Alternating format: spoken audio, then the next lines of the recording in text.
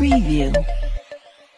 राज्य में आयुष्मान कार्ड को नहीं जारी है एक बड़ घोषणा जहाँ आपण मैंने समस्ते जान रखा जरूरी। एक जानते आम राज्य में BSKY कार्ड योजना नवीन सरकार लागू करते अर्थात विजु स्वास्थ्य कल्याण योजना अधीन 5 लाख टका पर्यंत मिलूला आर्थिक सहायता स्वास्थ्य क्षेत्र में। एवं ओडिशा लागू होगा जाऊँगी BSKY कार्ड बदल में आयुष्मान योजना। आसतु संपूर्ण अपडेट जाना ता पूर्व वीडियो को लाइक करूँ, सब्सक्राइब करनथिले एवं सब्सक्राइब करी पाखर थिबा घंटी चिन्ह को दबाई दिंतु। तेबे आम राज्य में बीजेपी सरकार अर्थात मुख्यमंत्री मोहन चरण माझी आसिबा परे बड़ घोषणा जारी करथिले कि 100 दिन मध्य ओडिशा रे लागू हेबो सुभद्रा योजना, जहाँ अधीन में प्रत्येक महिला मानक मिलिबो 50,000 टंका। खाली सेतिक नुहे आहरी मध्य अन्यान्य योजना मान घोषणा करछंती। हेले एही मध्य रही आयुष्मान योजना।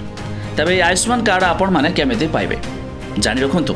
मिलुवा सूचना अनुसार आयुष्मान कार्ड पाइबापे आपन को कौन से आवेदन करने पड़ो ना।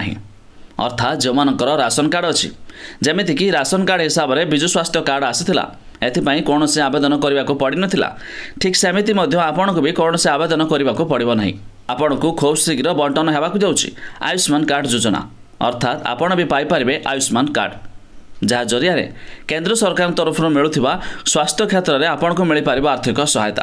तबे अधिक जानापी यार वेबसाइट लिंक आम डेस्क्रिप्शन देचु, आपण मैंने चेक करदे पारे।